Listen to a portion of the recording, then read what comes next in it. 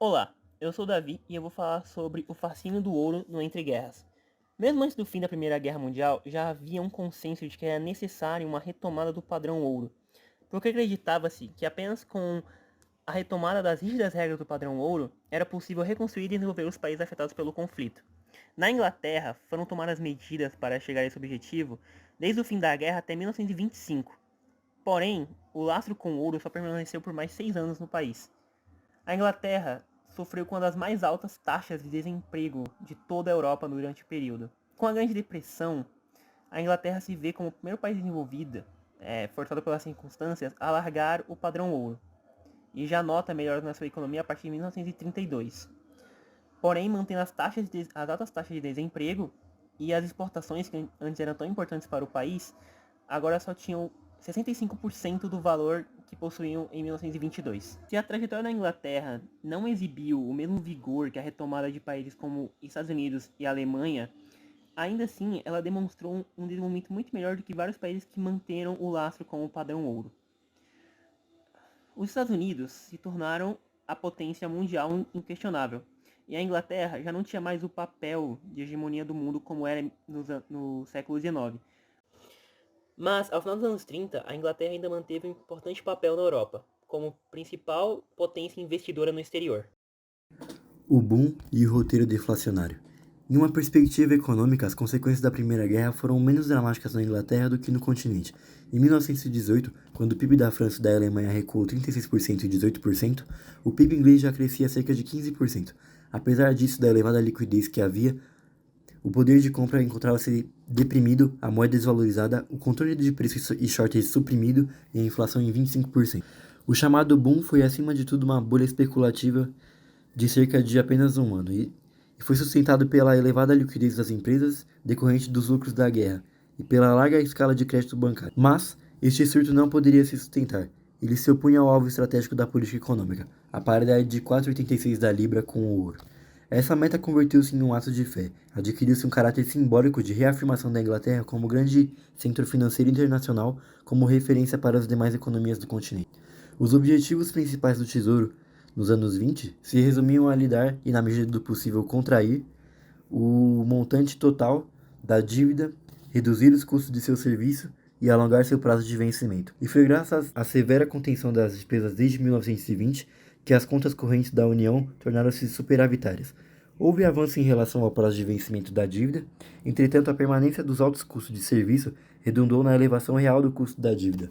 Foi apenas com as grandes operações de conversão no início dos anos 30 e com a redução das taxas de juros a partir de 1932 que a gestão da dívida tornou-se mais tranquila e o custo de seu serviço foi reduzido. O roteiro a ser seguido pela Inglaterra desde o final de 1919 era de promover a deflação, de modo a estreitar o hiato entre a evolução dos preços britânicos e norte-americanos, e reconduzir o país às normas do padrão ouro na paridade anterior à guerra. Em 1921, uma contração mundial no comércio internacional fez com que as exportações inglesas despencassem na metade, a produção industrial declinasse 18% e os preços caíram 10%. A queda de preços nos Estados Unidos foi maior do que na Inglaterra. A esta não estava, senão, persistir na cruzada deflacionária. Com a terapia recessiva, o controle sobre os mercados financeiros foi estabelecido e a libra valorizou-se bastante. No final de 1922, o principal da deflação já havia sido feito. Após o sigh of waiting persistiu em 1924. Neste ano, a inflação foi zero tanto nos Estados Unidos quanto na Inglaterra. A paridade anterior à guerra deveria supor uma apreciação da libra. Em março de 1925, de modo a estimular ainda mais o fluxo de recursos do exterior, a taxa de juros foi elevada para 100%. Em abril, Churchill anunciou a volta da Inglaterra ao padrão ouro na paridade de 4,86 libras. De acordo com Keynes, a volta aos 4,86 consagrou uma valorização da libra frente ao dólar da ordem de 10%. Daí teria resultado uma perda de competitividade para as exportações inglesas, expressa em uma elevação da relação salários-câmbio.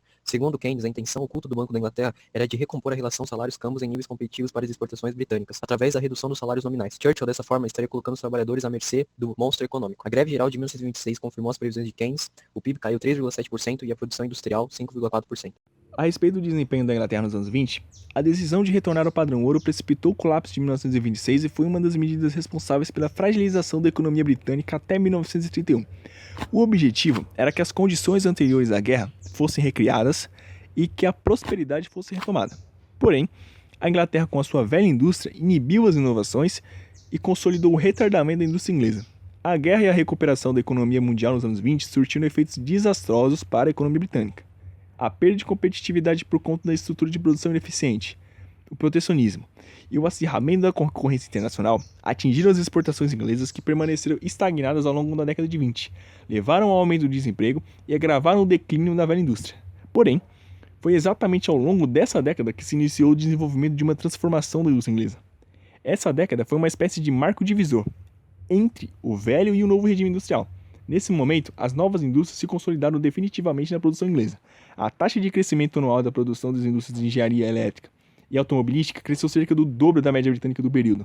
E esse processo de transformação não se restringiu apenas ao desenvolvimento das novas indústrias, mas também à racionalização e à atualização tecnológica da velha indústria nas décadas seguintes. Convém ressaltar que esses resultados foram produzidos espontaneamente por obra das condições de mercado, e não buscados intencionalmente pelas autoridades da época. Olá, meu nome é Gustavo e eu vou falar sobre a desvalorização da Libra. O balanço de pagamento inglês era bastante frágil, né? Desde 1925 a 1930, o resultado líquido do balanço de pagamentos ou ele era negativo ou era discretamente positivo, né? E a principal fonte de ingresso na balança de pagamentos eram as receitas invisíveis, que incluía aí fretes, juros, seguros, investimento no exterior, comissões, entre outras coisas. E a partir da crise de 29, vários países passam por atribulações financeiras, há uma contração no mercado internacional, fazendo com que esses países que deviam para a Inglaterra não possam cumprir com suas dívidas com a Inglaterra, né? E isso afetava diretamente as receitas invisíveis e, por consequente, a balança de pagamentos, né? Aí, por volta de 1931, o Banco Inglês, na tentativa de proteger as suas reservas, aumentou a taxa de juros 2 vezes no intervalo de 15 dias. Isso fez com que houvesse a fuga de capitais. Então, a Inglaterra, nesse cenário, onde estava com problemas nas contas externas, além disso, havia a crise de 29, fez com que a Inglaterra abandonasse o padrão ouro. A partir de então, os países começam a adotar o protecionismo, né? Bom, agora eu vou falar sobre o cheap money, o protecionismo comercial e a recuperação econômica na Inglaterra a partir dos anos 30.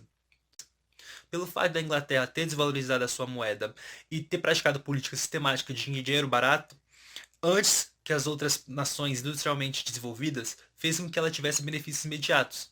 Em 1932, o PIB já dava sinais de crescimento. Além disso, os bancos ingleses não sofreram tanto com os efeitos da crise de 29, né? Porém, né, em 1929 a 1931, o desemprego na Inglaterra mais que dobrou. Os dados agregados do crescimento do PIB, da produção industrial dos anos 30, não se diferencia tanto dos anos 20, né? Em 1930, ali a partir de 1930, tinha assim, a concepção de que para o país não entrar numa espiral contracionista, era necessário abandonar o padrão ouro, né? A Inglaterra já tinha abandonado o padrão ouro e ela já estava praticando manobras de política monetária, né? A Inglaterra, ela não tinha uma política fiscal expansionista, né? Porque na Inglaterra tinha uma fé mítica de que era necessário ter os orçamentos equilibrados, né? Então, qualquer aumento no gasto público ia fazer com que houvesse a contração no gasto privado, né? As resistências políticas, ideológicas com relação aos gastos públicos era bastante notória. Segundo o autor, se fosse superado essa resistência, provavelmente a economia inglesa já teria sido recuperada. Além disso, o desemprego teria caído bem rapidamente também. Falar dos declínios das exportações e dos momentos não desastrosos ou não muito brilhantes da Inglaterra, a gente precisa considerar o tempo, a partir de 1930, por conta das tribulações do comércio mundial que estavam se desvalorizando a Libra, né? Que fez com que a Inglaterra tivesse seus descontrole com as exportações. E o desempenho da economia britânica, ela não foi desastrosa nem muito brilhante, devido às recessões pensadas no retorno do padrão ouro, que estava se tornando obsoleto, comparado à economia crescente na Alemanha e nos Estados Unidos. Isso são coisas bastante cruciais e devidas, né? O fator predominante dessa descontrole da Libra foi o atemporal, não, na verdade foi o temporal e a modernização e atualização das estruturas industriais. E assim termina o nosso conteúdo. Obrigado, professor.